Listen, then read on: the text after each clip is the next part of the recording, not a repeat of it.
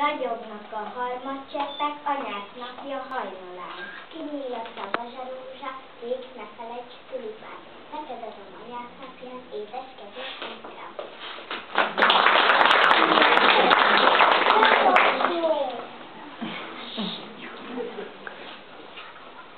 Elmesélem, hogy szeretlek.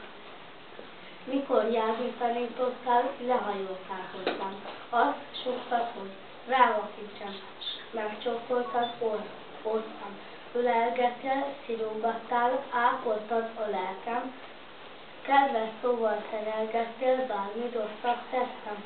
Oly sok éjjel vigasztottál, kívánságon lesve, álmodozó meséd nélkül sosem múlt el este.